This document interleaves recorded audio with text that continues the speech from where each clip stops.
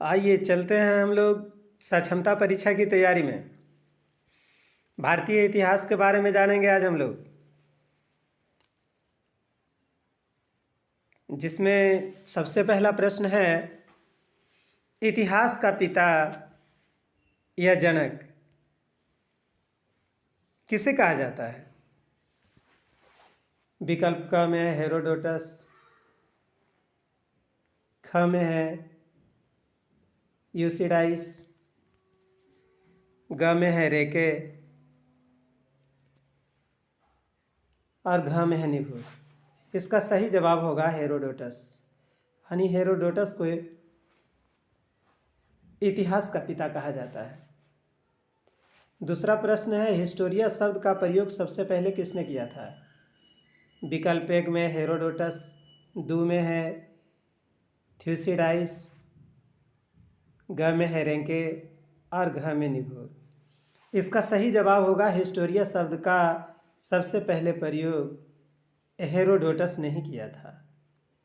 यही सही जवाब होगा क। चलते हैं अगले प्रश्न की ओर। थ्यूसिडाइडस के इतिहास लिखने की पद्धति को क्या कहा जाता है? पहला है विकल्प में इसका कथात्मक कहते हैं, प्रबोधक कहते हैं, वैज्ञानिक कहते हैं या वर्णनात्मक कहते हैं।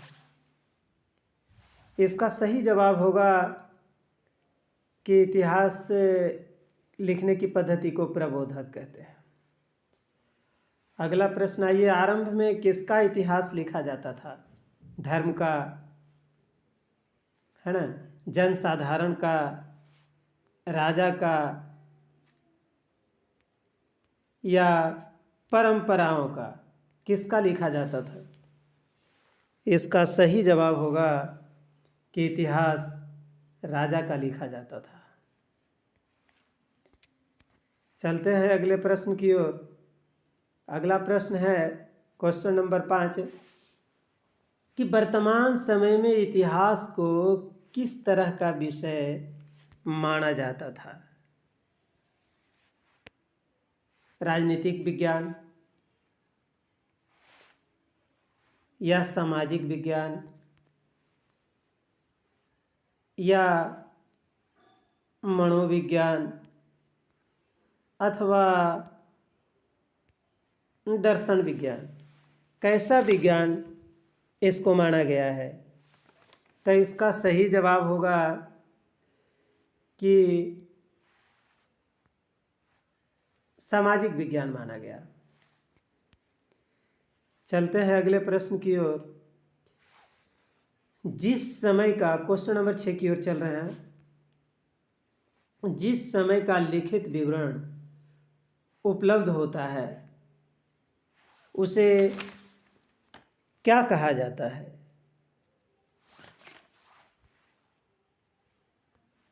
ऐतिहासिक काल कहा जाता है अथवा मध्यकाल कहा जाता है या प्रागैतिहासिक काल कहा जाता है या प्राचीन काल कहा जाता है? इसका सही जवाब होगा जिस समय का लिखित विवरण उपलब्ध हो उसको ऐतिहासिक काल कहते हैं। सही जवाब ऐतिहासिक काल होगा इसका। चलते हैं क्वेश्चन नंबर 7 की ओर।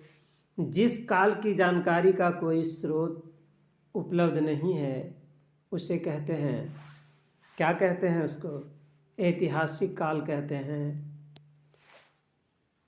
अथवा मध्यकाल कहते हैं या प्रागैतिहासिक काल कहते हैं अथवा प्राचीन काल कहते हैं। उसको क्या बोलते हैं? इसका सही जवाब होगा कि उसे प्रागैतिहासिक काल कहते हैं, यानी जिस समय का, जिस काल का कोई लिखित स्रोत उपलब्ध नहीं है उसको प्रागैतिहासिक काल कहते हैं। क्वेश्चन नंबर 8 की ओर चलते हैं। किसने कहा कि इतिहास उन घटनाओं का वर्णन है जो निश्चित रूप से घटी हो, जिसका प्रमाण हो ऐसा कौन कहे थे? हेरोडोटस कहे थे, अथवा थ्यूसिडाइडस कहे थे, या रेंके बोले थे, या निभुर बोले थे? इसका सही जवाब होगा कि हेरोडोटस ने ऐसा कहा था कि इतिहास उन घटनाओं का वर्णन है जो निश्चित रूप से घटी हो, जिसका प्रमाण हो। चलते हैं अगले प्रश्न की ओर, क्वेश्चन नंबर 9 की ओर। पुरातत्ववेताओं द्वारा खुदाई से प्राप्त अवशेषों की जांच करके काल निर्धारण किस विधि से की जाती है?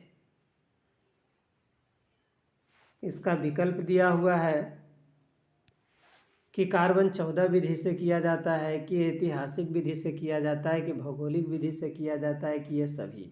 इसका सही जवाब होगा कि पुरातत्ववेताओं द्वारा खुदाई से प्राप्त अवशेषों की जांच कर काल निर्धारण कार्बन 14 यानी कार्बन 14 पद्धति द्वारा किया जाता है। यह एक विधि है जिससे अवशेषों या जीवाश्मों की का काल का निर्धारण किया जाता है।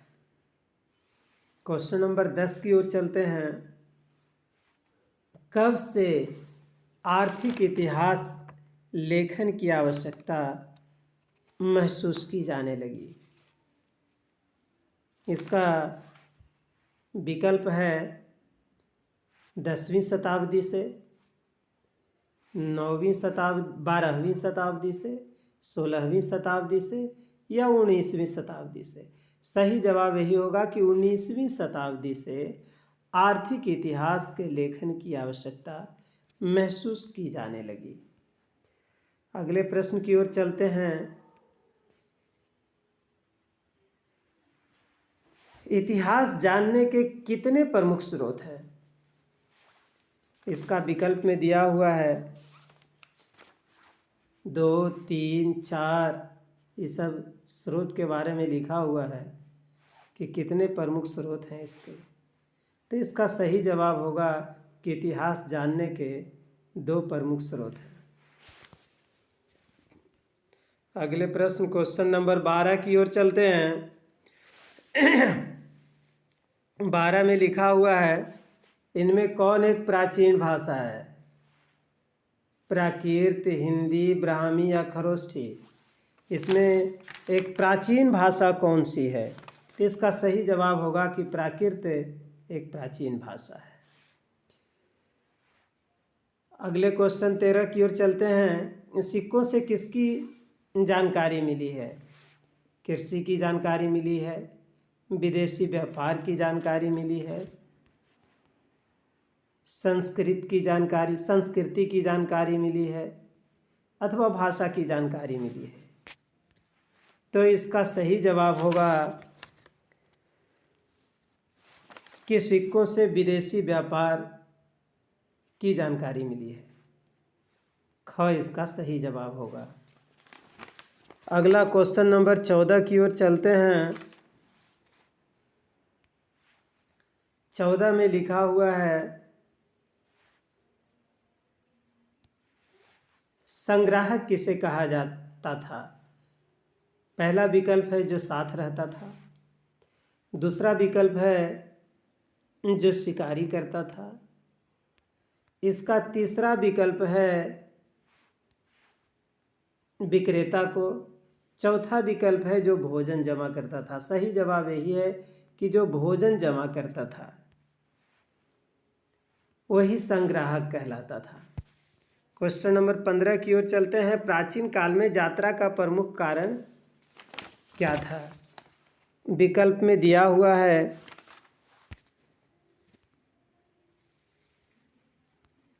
कि प्राचीन काल में यात्रा का प्रमुख कारण जानवरों से बचने के लिए, शिकार के लिए, भोजन के लिए, या घूमने के लिए। इस तरह से 4 विकल्प दिया हुआ है। सही जवाब होगा कि प्राचीन काल में यात्रा का प्रमुख कारण भोजन था, यानी भोजन के लिए एक जगह से दूसरे जगह वो आते थे। सही जवाब यही होगा। चलते हैं अगले प्रश्न की ओर। क्वेश्चन नंबर 16 की ओर। हमारे देश को इंडिया किन लोगों ने कहा? मिस्रवासी, यूनानवासी, रोमवासी या भारतवासी? तो इसका सही जवाब होगा कि यूनानवासी। यूनानवासी ने भारत को इंडिया कहा। 17 नंबर प्रश्न की ओर चल रहे हैं। हमारे पूर्वजों द्वारा ताड़पत्र या भोजपत्र पर लिखी हुई पुस्तक क्या कहलाती है? धर्म ग्रंथ कहलाई, या पांडुलिपि कहलाई, या पुस्तक कहलाई, अथवा लेखन कहलाई? सही जवाब है कि हमारे पूर्वजों द्वारा ताड़पत्र या भोजपत्र पर लिखी गई पुस्तक जो है वो पांडुलिपि कहलाती थी, और इसको पांडुलिपि के नाम से जानते थे। अब प्रश्न नंबर 18 की ओर हम लोग चल रहे हैं। 18 में लिखा हुआ है मध्यकाल कब से कब तक माना जाता है? 500 से 1000 ईस्वी तक, या 600 ईस्वी से लेकर 1200 ईस्वी तक, या 750 ईस्वी से लेकर 1757 ईस्वी तक? सही जवाब इसका यही होगा, 750 से लेकर 1757 ईस्वी तक। यानी मध्यकाल 750 से 1757 ईस्वी तक माना जाता है। चलते हैं अगले प्रश्न की ओर। क्वेश्चन नंबर 19 की ओर चलते हैं हम लोग। आधुनिक काल का प्रारंभ माना जाता है। क्वेश्चन नंबर 19 में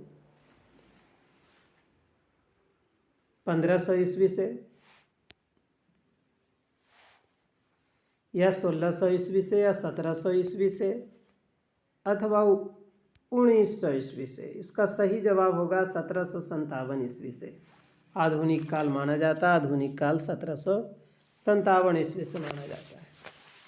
सर्वप्रथम मानव ने किस धातु के औजार बनाए? क्वेश्चन नंबर 20 में है लोहा, पत्थर, लकड़ी, हड्डी। तो सही जवाब होगा कि मनुष्य ने पत्थर के औजार बनाए। आरंभिक मानव, क्वेश्चन नंबर 21 में है कि आरंभिक मानव कहाँ निवास करता था?